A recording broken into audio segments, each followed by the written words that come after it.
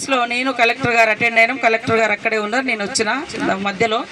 అది కూడా కొనుగోలు కేంద్రాలకు సంబంధించి ఇక్కడ ఎవరు ఉన్నారో అధికారులు జాగ్రత్తగా ప్లాన్ చేసుకొని రైతులకు ఎక్కడా కూడా నష్టం జరగకుండా, మరి ఎందుకంటే సన్న బియ్యం కూడా ఇవ్వబోతున్నాం రాబోయే సీజన్ లో జనాల కోసం. అందుకనే ముందుగానే మన ప్రభుత్వం కూడా సన్నధాన్యాన్ని ప్రోత్సహించాలని మరి 500 బోనస్ స్కీమ్ కూడా ప్రకటించడం జరిగింది.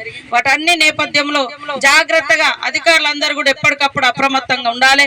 గ్రామాలలో సర్పంచులు లేకపోవడంతో, ప్రజాప్రతినిధులు లేకపోవడంతో చాలా ఇబ్బందిగా ఉంది. ముఖ్యంగా మీ మండలంలో దాదాపుగా 10 సంవత్సరాల నుంచి మరి ఇది ఉంది కాబట్టి అధికారులందరూ అంకిత భావంతో పనిచేయాలి. అదే విధంగా గ్రామాలలో ఉండేటువంటి ఇబ్బందులను కూడా మీరే ప్రజాప్రతినిధులాగా పనిచేయాల్సిన బాధ్యత ఉంది. కాబట్టి బాధ్యతతో పనిచేయండి, గౌరవిస్తాము, కడుపులో పెట్టుకుంటాము. కానీ బాధ్యత రాహిత్యంగా పనిచేస్తే ఖచ్చితంగా పనిష్మెంట్ ఉంటుందని కూడా ఈ సందర్భంగా తెలియజేస్తా ఉన్నాను. తొందరలోనే అధికారులందరితో మళ్ళొక రివ్యూ పెట్టుకొని మనం నెక్స్ట్ ఈ పండుగ వెళ్ళిన తర్వాత పనులు మొదలు పెట్టుకునేది ఉంది. ఇప్పుడు ఎందుకంటే వర్షాలు పడుతున్నాయి కాబట్టి శాంక్షన్ చేసిన పనులు కూడా అన్ని ఎక్కడెక్కడ పెండింగ్ ఉన్నాయి.